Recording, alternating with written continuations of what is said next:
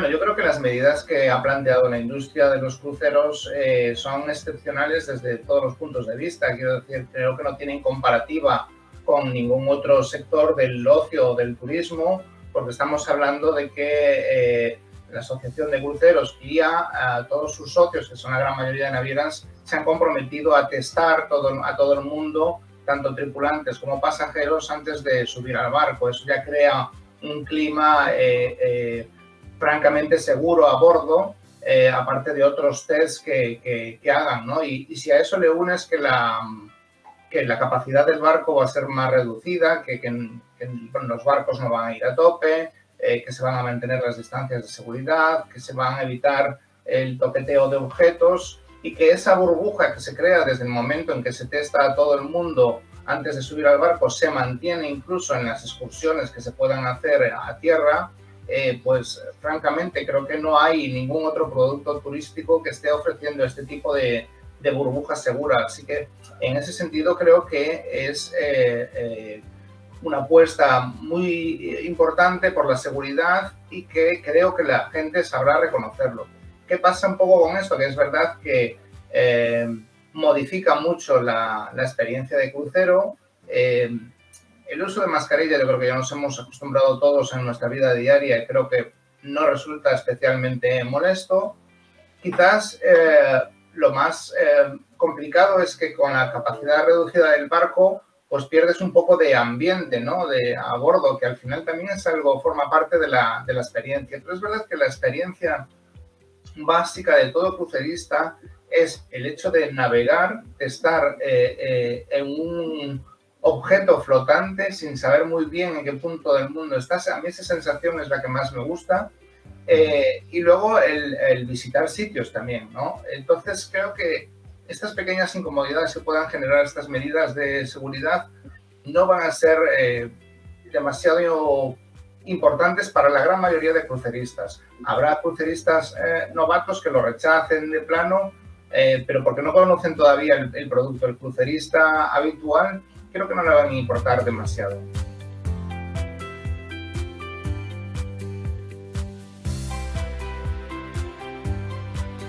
Al final yo creo que la pandemia nos afecta a todas y cada una de las actividades que hacemos en la vida. Entonces, las mismas incomodidades que tenemos ahora mismo para ir a un restaurante, mantener unas ciertas distancias de seguridad, o para ir a un parque, o para hacer cualquier tipo de actividad en nuestra vida diaria, pues se nos van a trasladar al barco.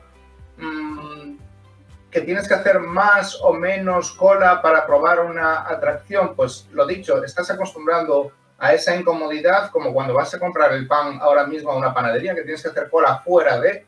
entonces, en el crucero vas a tener ese tipo de condicionantes, pero al final pues vas a vivir la experiencia de una forma parecida a como era antes. Quiero decir, si tú quieres montar en la tirolina, si tú quieres hacer surf, si tú quieres usar el rocódromo, vas a poder hacerlo. Que tendrás que hacer una cola a 1,5 metros del que está delante y usar mascarilla, bueno, vale, pero es que eso ya lo haces en tu vida diaria.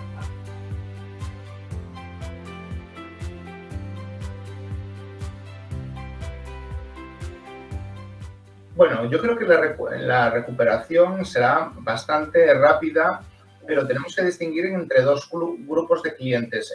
El cliente crucerista, el que ya ha probado el crucero y lo ha tomado como un hábito, digamos, anual, y está, digamos, más o menos informado continuamente de cómo evoluciona el sector. Creo que no va a haber problema con este cliente. De hecho, sabemos que las demandas para los próximos años, cuando se han ido comercializando cruceros para el 2022-2023, están siendo altas, es decir, los cruceristas siguen fieles al producto. Y luego hay que distinguir este grupo de clientes con el novato, con el que nunca ha probado el crucero.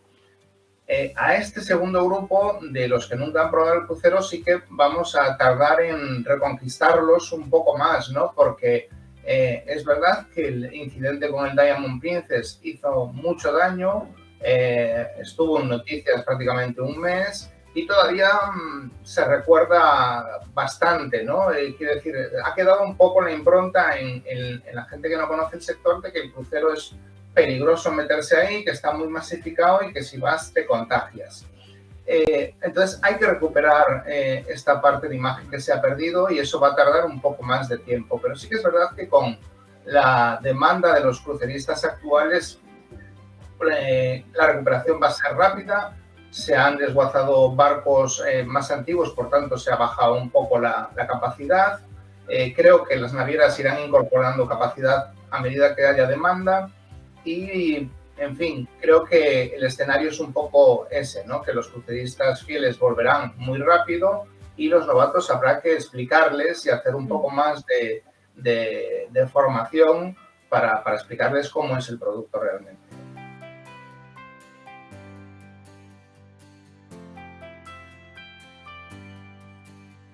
Bueno, Infocruceros comenzó justo en un momento clave de la industria de los cruceros en España, que era cuando Pullmantur empezó a vender cruceros por un golpe, digamos, de suerte, con barcos bastante nuevos, que eran la serie R.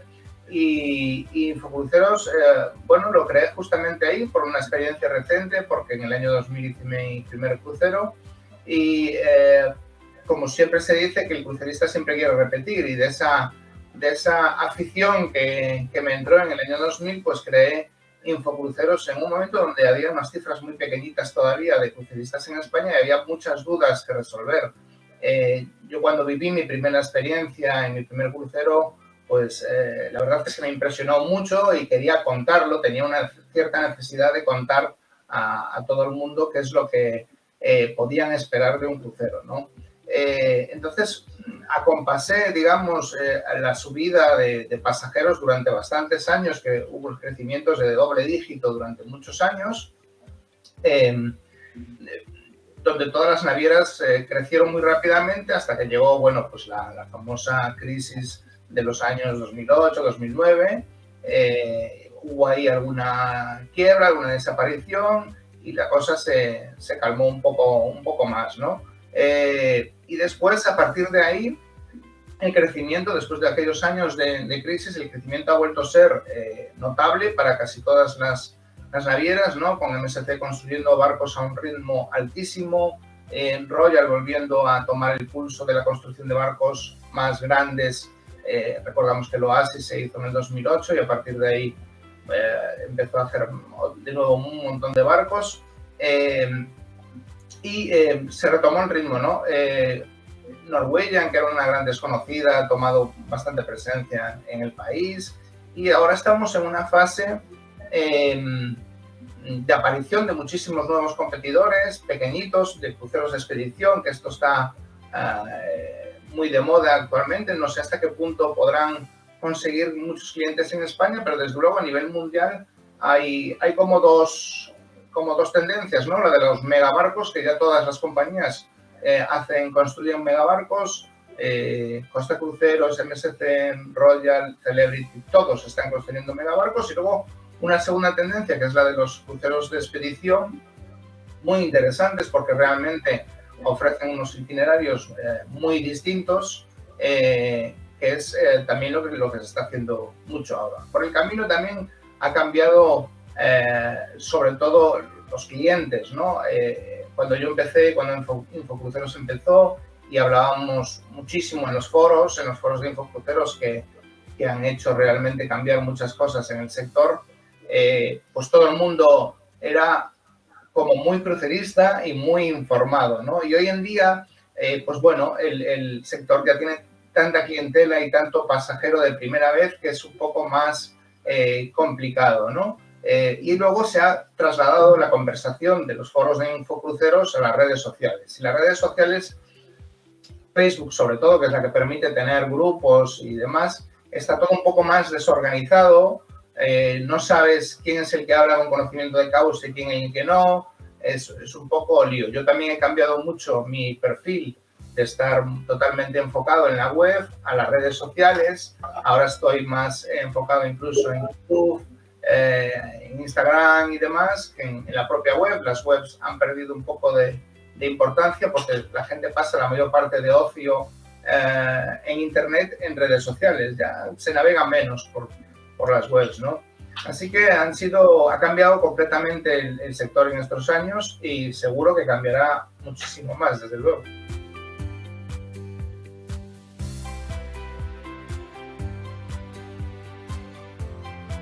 A ver, creo que efectivamente la experiencia original de crucero, que se trataba de visitar destinos, de pasar un tiempo de calidad en un barco con buena gastronomía, con unos ciertos espectáculos y con una rutina un poco marcada, vamos a decir así.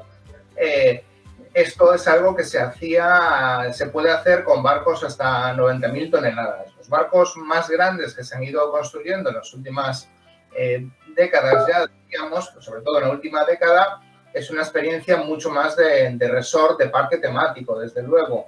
Y eso se nota también en el tipo de pasajero que quiere disfrutarla, ¿no? Es un pasajero un poco más desentendido del concepto crucero, pero que quiere que su barco tenga las mayores atracciones posibles, porque le llama mucho la atención, ¿no? Y un barco sin atracciones para él es no tan interesante.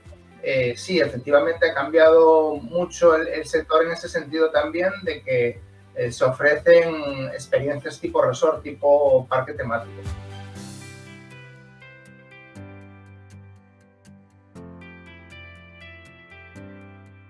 El sector de los cruceros tiene un freno puesto que está en el medio ambiente y en la masificación. Tiene ahí dos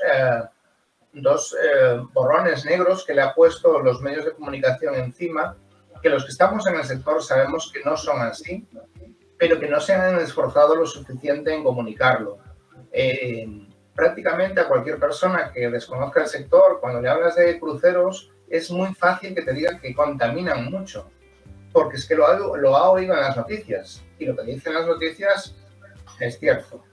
Entonces, la gran mayoría del público general se cree que los cruceros contaminan mucho, y eso hay que luchar mucho contra ello. Las navieras tienen que invertir muchísimo más en comunicación para quitarse ese San Benito de encima, ¿no?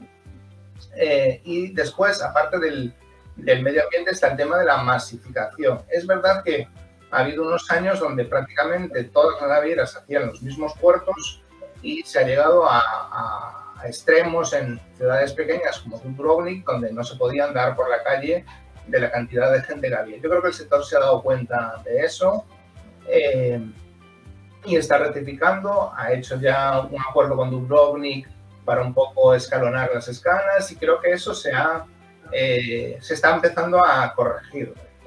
Es verdad que luego en ciudades más grandes como Barcelona o Palma, hablar de masificación por cruceros es absurdo cuando tú comparas el porcentaje de cruceristas con el porcentaje de turistas que entran por otros medios, pero es un debate que está en los medios de comunicación y que también hay un poco que frenar de alguna forma. Esos son los frenos que tiene el sector, que debe mejorar. Sin esos frenos, el sector tiene un futuro grandioso y esplendoroso, porque no deja de ser muy, muy pequeño todavía, no deja de haber regiones del mundo infrautilizadas por los cruceros. Hablo, por ejemplo, de Sudamérica. Sudamérica pues tiene 2 o 3 barcos al año en la temporada alta haciendo rutas por allí, pero si lo comparas con el Mediterráneo es poquísimo. Y en fin, el sudeste asiático todavía tiene mucho potencial, Dubái, en fin, hay muchísima potencialidad todavía por explorar y capacidad para crecer muchísimo más. De hecho, bueno, no hay más que ver el libro de pedidos de las navieras, y va a haber mucho barco nuevo, efectivamente, porque no hay más freno que el que he dicho. La demanda va a seguir creciendo seguro, porque además lo interesante, como había dicho antes, es que el crucerista casi siempre repite y se aficiona la mayor parte. Por tanto, cada año la bola se va haciendo un poco más grande. Por lo cual yo creo que sí, que hay posibilidades de crecer mucho en los próximos años, pero hay que contrarrestar esos mensajes negativos que os comentaba al principio. Mi primer crucero fue el viaje de novios en el Voyager of the Seas por el Caribe en el año 2000. Bueno, recuerdo con mucho cariño un par de cruceros Disney que he hecho para probar el producto, porque me sorprendió mucho. Quizás porque no lleva expectativas de ningún tipo y me gustó mucho. Es verdad que es que Disney, siempre lo explican, ellos tienen mucha experiencia en ocio y entretenimiento. Una cosa que no puede faltar a bordo, sin duda, es la buena comida. Un viaje que tenga pendiente, pues los fiordos. Aquí llevo 20 años hablando de cruceros y no he ido a los fiordos todavía. Islas Griegas. Islas Griegas es siempre un placer. El último concierto que recuerdo haber ido, así que me viene a la cabeza, es uno de Operación Triunfo por llevar a mis hijas. Y siempre se ha odiado mucho a la figura de Bill Gates en el mundo informático, ¿no? Y sin embargo lo he vuelto a redescubrir recientemente por las actividades de su fundación, porque está haciendo cosas muy interesantes a nivel global, contra el calentamiento global, a nivel de vacunas, a nivel incluso de energía. Y Bill Gates realmente me está inspirando mucho últimamente. Hay gente que diría lo contrario, pero yo me considero un optimista. Cuando se pueda volver a viajar después de la pandemia, me gustaría mucho volver a Estados Unidos, que me resulta un destino muy divertido, ver más Estados Unidos y creo que Asia también. Opinando y haciendo contenido sobre cruceros, seguro, porque el sector tiene un futuro maravilloso y va a haber que seguir estando ahí. Si tuvieras que apostar, ¿qué puerto se convertirá en puerto base en los próximos años? ¿Cuál crees que sería?